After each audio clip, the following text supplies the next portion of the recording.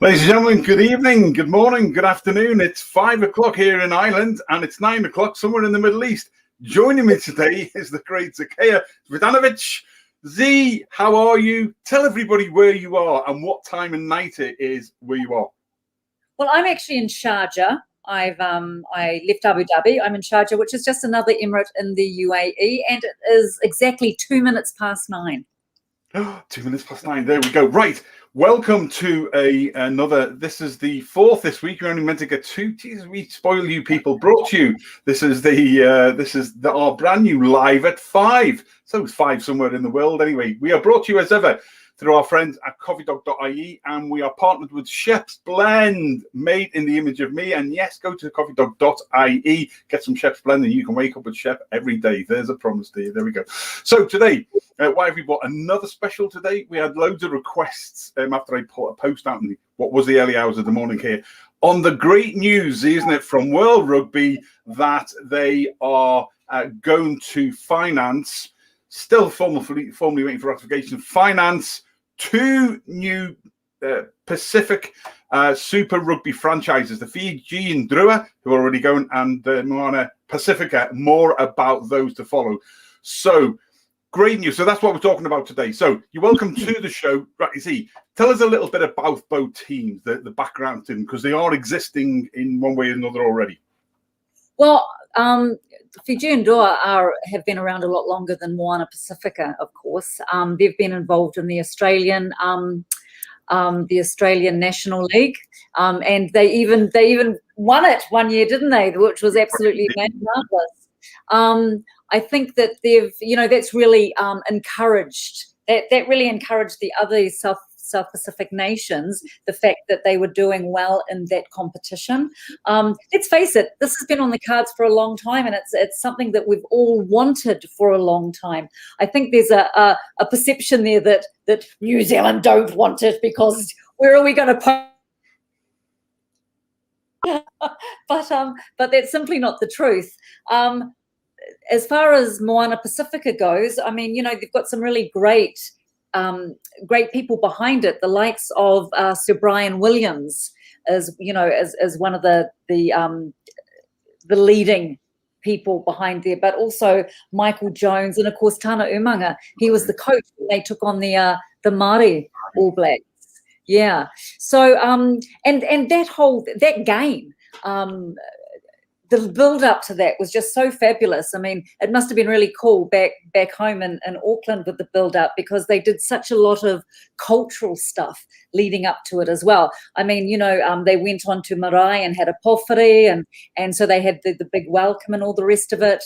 So it was really, I think it was a special time for the players, because, there were guitars, there was singing, there were all kinds of different songs from all the different islands as well. So they've only had one game so far, and I don't know if you saw the game, but it was one hell of a match. I mean, it was a really exciting game. Wasn't it? 28-21. Yes, exactly. Yeah, 2020, yeah. And that was brilliant. And I guess, the Pacific Islands, they play a beautiful brand of rugby, this really fast running rugby, but boy, the smashes as well. They're really they're built for rugby, aren't they? They've always said that. So this is just such an exciting thing, and I'm really excited by it. And although it's not, it's not 100% certain yet, I don't think World Rugby would have come out with that article if it wasn't close to being over the finish line, if you know what I mean. I think, from what I've read, it says about New Zealand Rugby sort of, have some prerequisites that the teams have to be in line with in order for it to go ahead. But they've been talking about this since last year, so I'm sure that it's almost there. For me, I think one of the sad things is that Moana Pacific is based in Auckland and not in the islands. But when you look at the players that played against the Māori All Blacks, I mean, you know, a lot of those guys, and this is what they said, a lot of those guys already have current Super Rugby contracts. So, but that opens the door for new guys, doesn't it? Which is a great thing. Yeah, absolutely. In fact, I'm in honor of the Pacific Islands and the region. Here we go. I'm going to go to the beach. There we go. Look at that. The big SHEPs down at the beach today. Beautiful. Not as good as it would be in the Pacific Islands or anywhere in that region. That's in County Wexford, but nice little touch anyway. Here we go.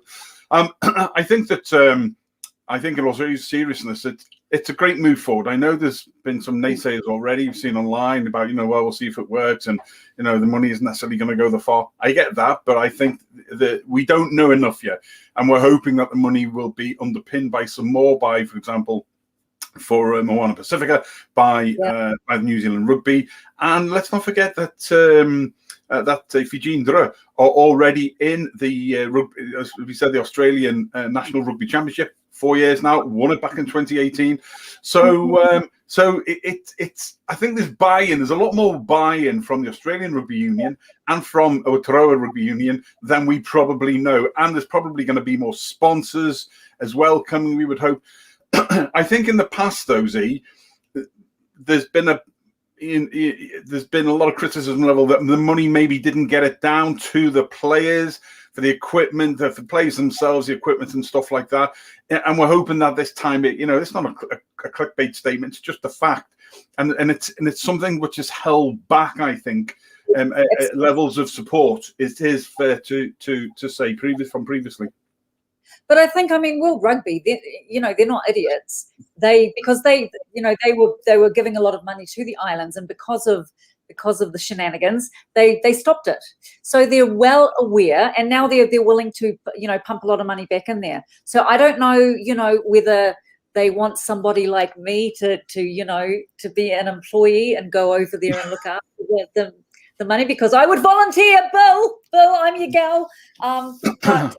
But I think that, obviously they're going to, if they're going to give them that much money, they'll have a plan in place to protect it. They have to. Absolutely. So, but what's going to happen in, just before we go and say what's going to happen in real terms on how it's going to be structured, who have we got on? The great Johnny Pullen is on. Johnny, how are you?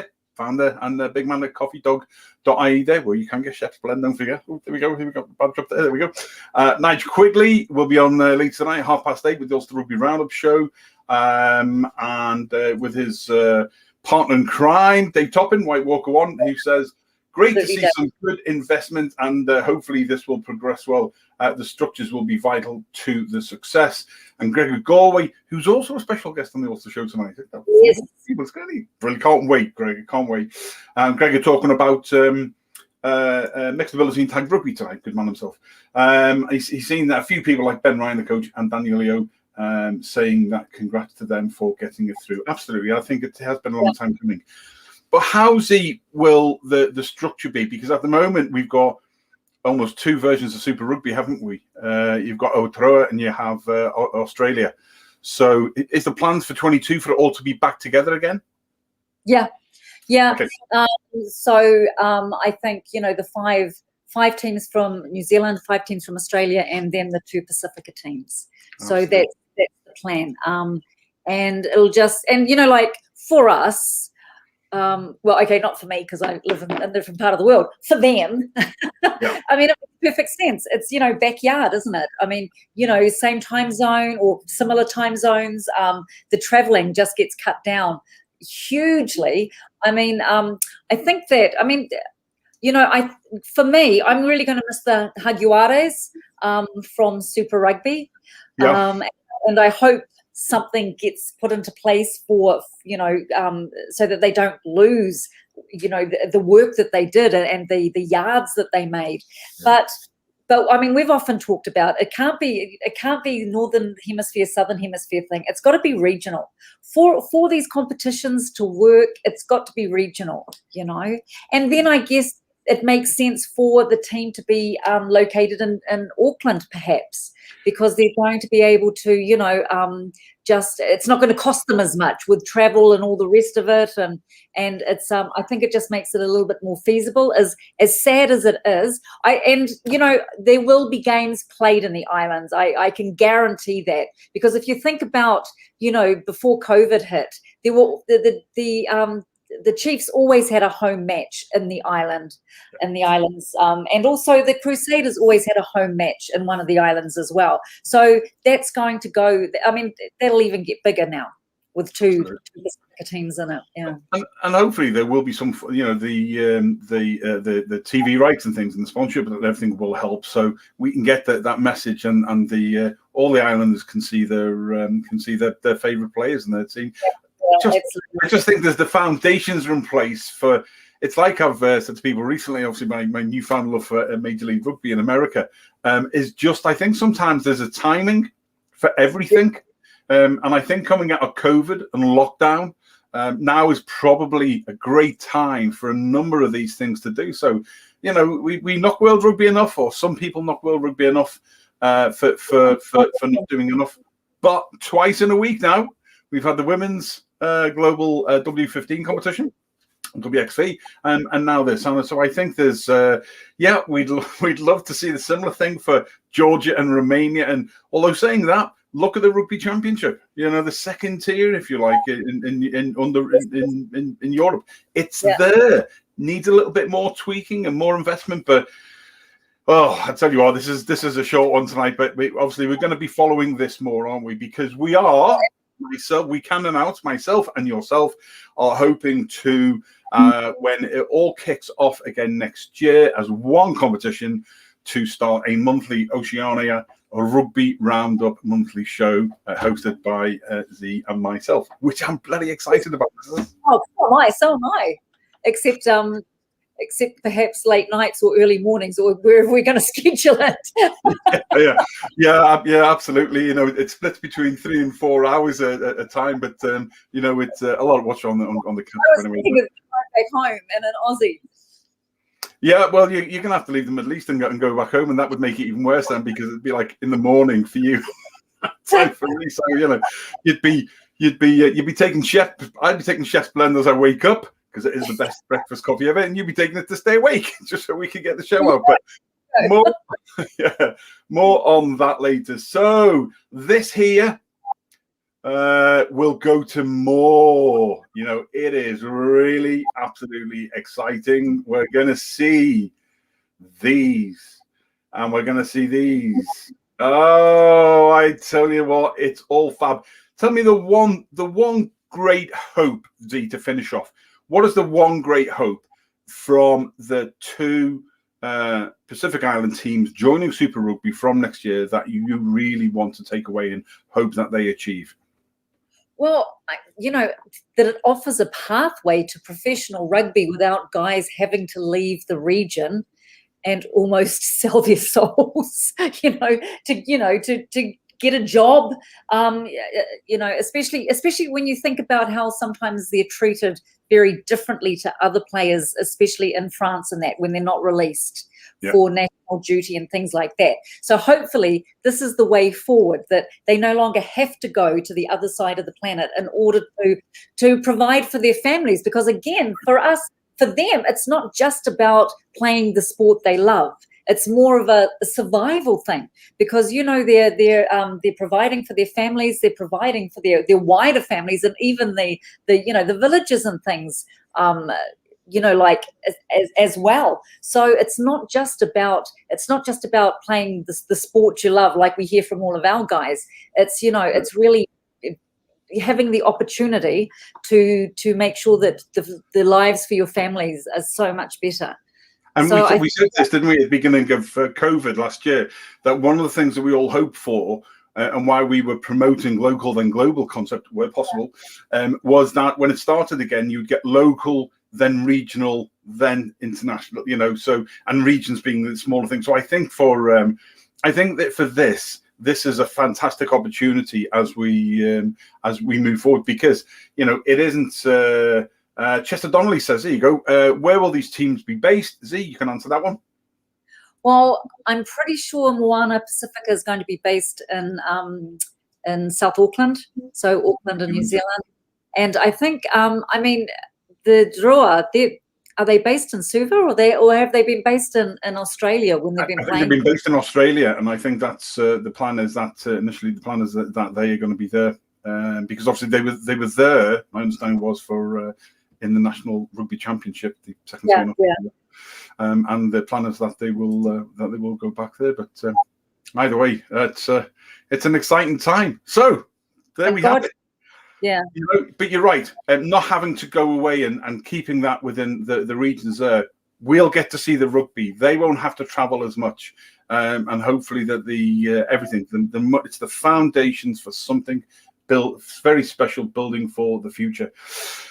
But and also, look forward to. I was just going to say, just the fact that these guys, I mean, if they can manage to, earn a good living with those two teams, they don't have to go further afield.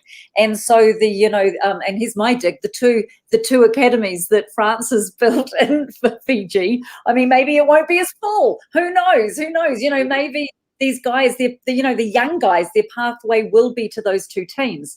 As I said, a lot of the guys, like I'm looking at the team now, that played against the Māori, and so many of them already, if it's not Super Rugby, it's the provincial teams, Waikato and Canterbury and all the rest of it, Tasman, yes.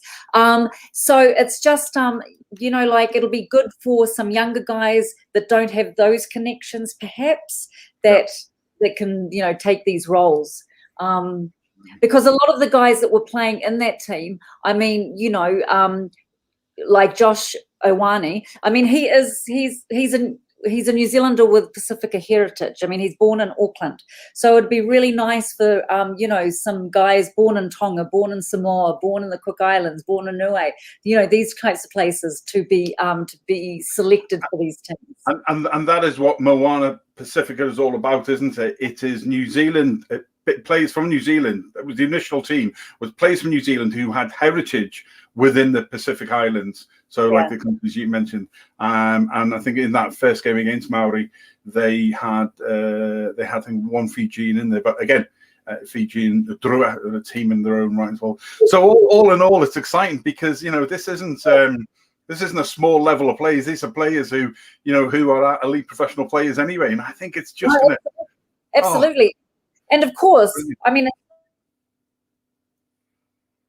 in terms of these two teams, it's exciting for their national teams because this is going to build, this is just going to build them up at that level so that, the next World Cup, we might see, Samoa and Tonga and Fiji doing even better than they have done because, when you go way back, those teams did okay at the World Cup. It's just recently they haven't been. And I think that you could probably trace that to the contracts playing overseas and not being released, not having enough time together and all the rest of it, Yeah, absolutely. Yeah. One final point before we go, because we're on 19 minutes already, from Chester Donnelly. Chester, thanks for joining us tonight on our YouTube channel. There's our YouTube channel running along the bottom there. Go and subscribe, because in 2 weeks' time, this will change just to a YouTube twice or three times a week. But Chester says, who will be their fans? Because Auckland already has a team, the Auckland Blues, who is funding the teams. Well, the teams are being funded by, great question. The teams are being funded by World Rugby. And we're waiting to find out the rest of the funding line. New Zealand Rugby will be underwriting it. I mean, I think it's just a formality now as well. And hopefully there'll be more sponsorship there on that one, Chester. And I think on the fans, well, it doesn't matter. The fact that they're based in South Auckland, that's where they, were for the original game in 2020 against the New Zealand Maori. The fans are going to be pretty global, I think. Oh my goodness! But also remember, Auckland's the biggest Polynesian city on the planet, and there's so many different Pasifika peoples in Auckland. Yep. So when New Zealand played Tonga in the rugby league, I mean Kiwis were absolutely out-yelled and outnumbered in the stands, and it was brilliant to see all that red. It was brilliant. Oh, I tell you. Listen, it's been great catching up. Yes. This is the new live show, live at 5, 2, 3, 4 days a week. We started with 2. We've had 4 so far this week. I'm Big Joe Shep, founder and chief bloke at the ThreeBOD Rugby Group. I've been joined today by the legendary Zakaia CVITANOVITCH, who has been one of my sources for rugby knowledge as I've been on my journey over the last couple of years. And go to, what's your ladies' one called again, by the way? So yes, there's a Ladies of Rugby. We've got a new group just for the gals. And no, it's not about sitting around and bitching about you men. It's about real rugby.